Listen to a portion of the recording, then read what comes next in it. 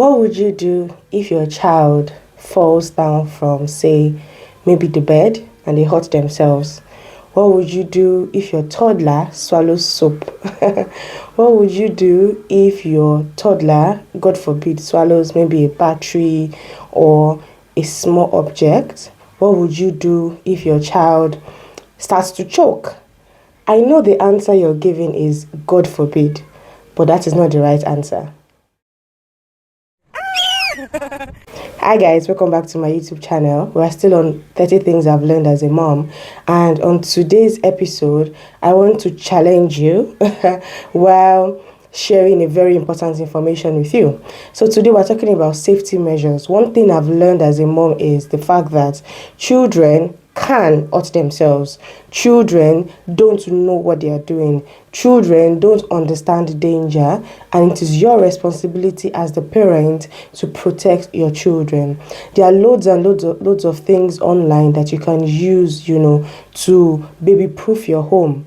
But even if you baby-proof your home to the utmost state, there are still some things that happen, and it's not because the protection of God is not over you.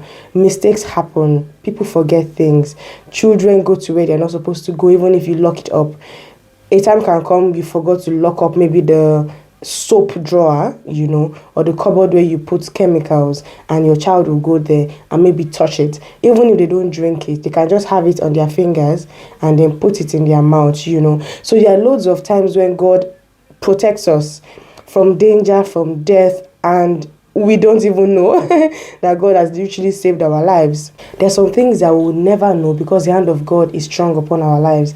However, some things still happen because they are the everyday things. For example, your child is eating and they start to choke. You need to know what to do. You need to know the safety measures to put in place. You need to know the procedure.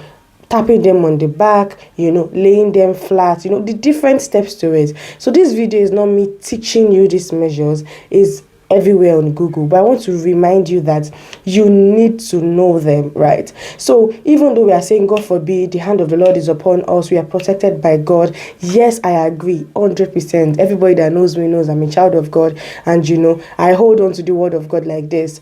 But there are times when life happens. Like, we are human beings, mistakes happen. So say for example, your baby, you put like a bubble bath and your maybe 1 year old is having a shower, and then you forget to take away the soap from wherever and they swallow it. At that point, you need to know what to do. So I'm challenging you today to go and read on the possible, the strangest mistake or harm that can happen, and know what to do next. You need to know the emergency numbers to call. You need to have a first aid kit in your home. If you don't have a first aid kit in your home, you are wrong. You need to have a first aid kit in your home, and you need to know how to use the things in it. If you go to Boots or go online, you will see for like £10. Just have the basic things, the plaster, the different things that are in it, but just have the basic things, because accidents happen. Accidents happen. I'm saying it again and again. Accidents happen, and it is not just God forbid, I bind it. You need to know what to do. One of the basic things that you need to have when you have a baby is a thermometer. Yeah, not just the bath thermometer. It's good to have the one to check the water temperature, but it's also good to have the one to check the body, because there are times when your child can maybe come up with a temperature, having a fever, and you can't just call the hospital and say my baby's body is hot. They will tell you what is hot.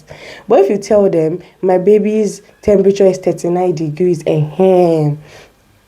anything above 37 degrees, it begins to give them concern. I remember a couple of weeks ago, in the middle of the night, my baby was hot. Like the days before, she had been, showing symptoms. We've taken her to the hospital. She was already on medication, but on day 3, it was still not improving. And around 2 a.m., our temperature was like almost reaching 40 degrees. I knew the number to call and I immediately called the hospital, and an ambulance came to get us, treated her, checked her, and to the glory of God, she's fine. So I always remind people that these doctors, the nurses, the medical practitioners, it's God that gave them the wisdom and the knowledge and the grace to do what they do, right? God has equipped them, helped them, makes medicine work. So please don't see, I don't want to ever enter the hospital as a flex. No, if you have a toddler, you know that these children they don't know any safety measures. Like, I used to tell my baby, you don't even used to do risk assessment. Any small thing, she would have climbed somewhere. Any small thing, she would just hold something. And I'm also using this to remind you as parents that please don't ever have this I'm going to come back and do it syndrome, especially if you have a toddler.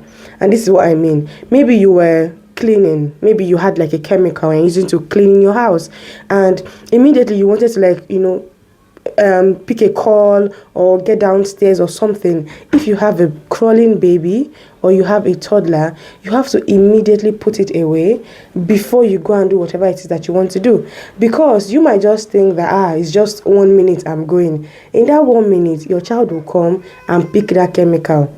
So don't just say, I'm coming, I'll be right back, and you leave things that can actually harm your child on the way. So it's one thing to actually know the safety measures. It's one thing to know have a first aid kit, to know what to do when your child is in danger, what to do when your child is choking, or what to do when your child has a fall or has a bruise.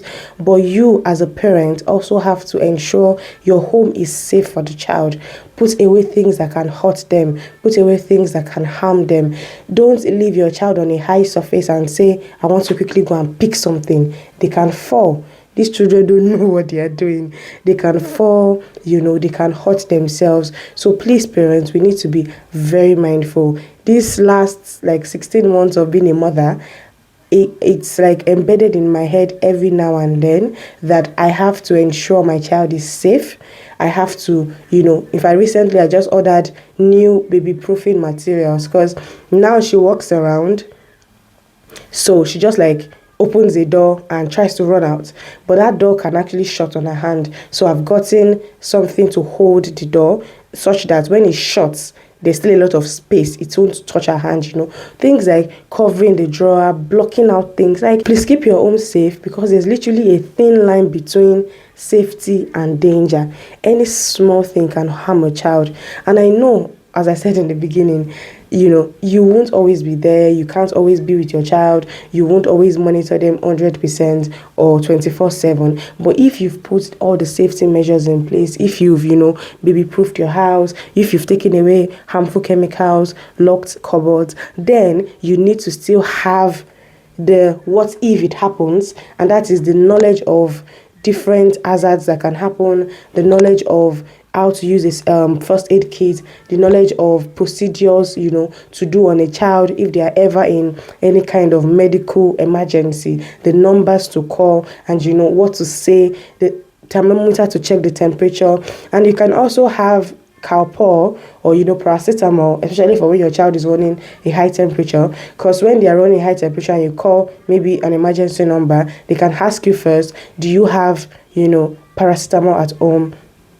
Have you used it? As the temperature come down, things like that. So please, I'm challenging you this week, especially now that it's the festive period, Christmas is coming, you're going to travel to places, you're going to go to different places. If you're traveling, go with your first aid kit. If you're going to another person's house and you're not sure of how baby proof that house is, please be on the lookout. Any things like batteries, especially in the toys you're buying for your children this season, you have to be careful. Don't buy toys that have little parts. Don't buy toys that the batteries can come out. Don't buy toys that is too electrically connected that can cause a spark. So please, let's be careful, especially in this festive season, to ensure that our children are protected and we also have the knowledge that we need in case they ever have an accident or they are in danger. I hope this helps. Thank you very much for watching, and I wish you a wonderful Christmas celebration in advance. Bye bye.